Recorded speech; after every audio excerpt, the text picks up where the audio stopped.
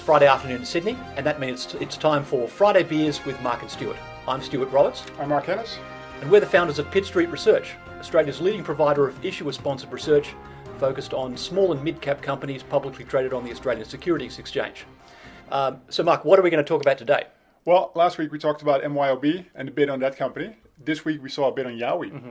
And we'll be looking at other companies where we could potentially see barbarians at the gate at some point, Right. given that we think these bids are a bit opportunistic, Yes. just looking at the market developments. Right. But firstly, what are we drinking here, Stu? Right. So it's St. Patrick's Day on Sunday. So Right. it would be remiss in as Irish a country as Australia, your health, sir, Cheers. not to pay tribute to the Irish people who've built our country. This is Kilkenny Irish Ale. It comes from the same house, Diageo, that sells Guinness to us. Right. Now, the Irish love a good nitrogenated beer to give it a good cream head. Not so crazy about hops. So you'll see this is a draft beer that's fairly low on the hops count by the taste of it. It's drinkable. That's about all it is.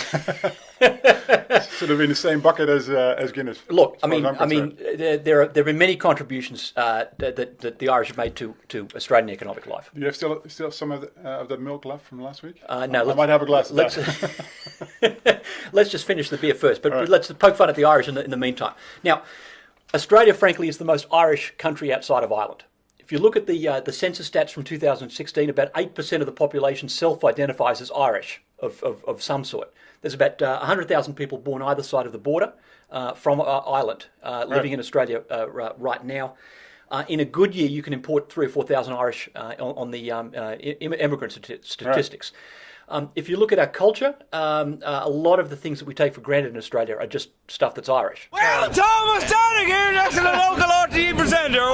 I always say, bet on a company being run by an Irishman. Now, we talked about that a couple of weeks ago in our Mardi Gras edition. Yep. Qantas has outperformed the ASX 200. That's run by Alan Joyce, native Dubliner. He went to Trinity College Dublin before and got his master's degree there before he got into the airline industry. And Qantas hasn't looked back since he took the helm.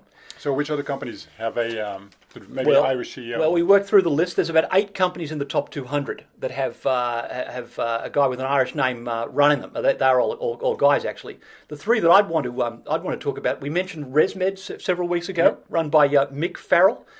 Mick and his father Peter have done an outstanding job building this into a huge franchise in CPAP space, and they had a bit of a hiccup in the most recent quarter, but I think there's more growth where the last 80 quarters or so of growth have come from. Dulux Group, run by Patrick Houlihan. This is a leading brand in the paint space, and has done you'd think for a segment as mature as paint. You'd be surprised at the amount of growth opportunities there. Right. So that one's worth taking a look at. And then there's Tassal, the folks who bought Tasmanian Atlantic Salmon. That's run by Marc Ryan.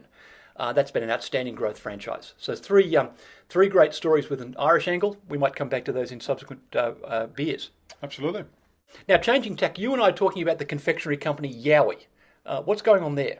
Well, Yowie's a company that is sort of a brand brought back from the old days, right. from a long time ago. Right. I have vague memories of eating a lot of Yowies when I was a kid. Yeah, reinvigorated, basically. Right. And they're sold now mostly in the US, at least that's the growth strategy, to expand there. For instance, at Walmart. But it's just a chocolate surprise, basically, with something inside. Right. Much like Kinder Surprise. Yep. And there's a bid out on Yowie. Came out this week, and of course, last week we had MYOB, where there's a bid out by KKR. Yep. At a very low price, I'd say. And this week it's Yowie. So yeah, the barbarians are storming the gates. And it seems like it's a bit opportunistic, actually, because in this case with Yowie, in the last quarter, the numbers weren't great. The Kinder Surprise guys in the US came in the fourth quarter, spent a lot of money on marketing. Right. And basically, took some market share from Yowie. So stock, has been depressed.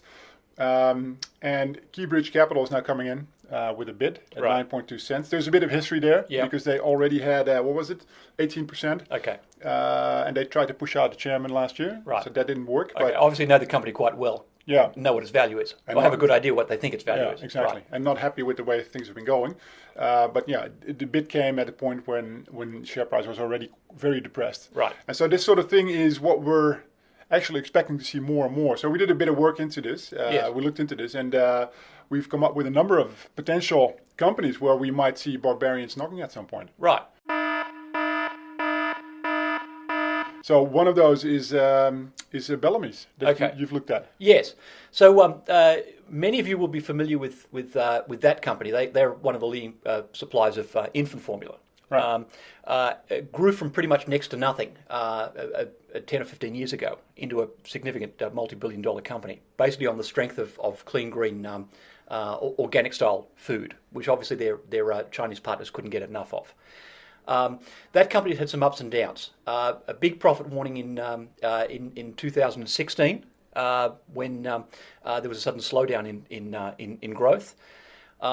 Company recovered from that. Stock ran all the way up to $20, and then came all the way back down again to $8. Now the issue is China's tightening up on licensing of the supplies of infant formula into the market. What's interesting me about this company is they're investing in the brand ahead of the chance to relaunch into the Chinese market. Right. So it's clear they've built the brand. Right. If the barbarians come knocking at this one, they could inherit a strong growth profile as soon as the Chinese give them the get go. Well, talking about brands, Bege cheese is another sort of very well-known brand. You're making me hungry, Mark. Have a nut. It's Bege. Yes, probably in everyone's fridge at home. When I hear the word Bege, I think cheese, and I get hungry. Exactly. Yeah. Right. So what happened there is basically the drought last year has caused milk prices to go up substantially. So profitability took a hit at Bege. Share price has come down from $8 to $4.60 just recently. So we believe that based on the solid brand and the fact that the drought is in essence a temporary problem, you might see a strong rebound there at some point. And at these levels, barbarians, or private equity, or whatever you want to call them, even strategics might come in and say, well, look, we'll snap that up at this price. Right. The only thing that is sort of tricky with Bege is the debt level. Right. At a net debt of almost well over 450 mil.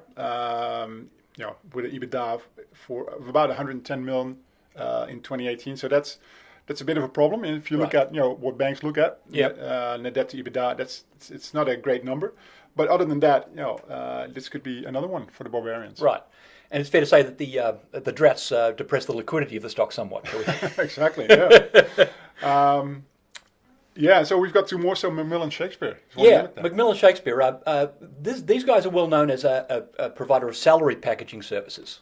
They were recently talking about a merger with a competing company called the Eclipse Group. Doesn't look like that merger is going to happen, or the jury's out as to whether that merger will actually happen, because Eclipse had a profit warning back in January. And it is often stocks get bid up on the strength of merger and acquisition activity. Yeah.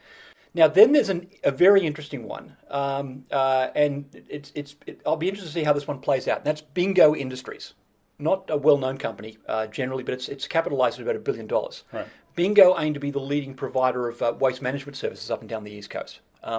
Mostly family company associated with the Tartak family.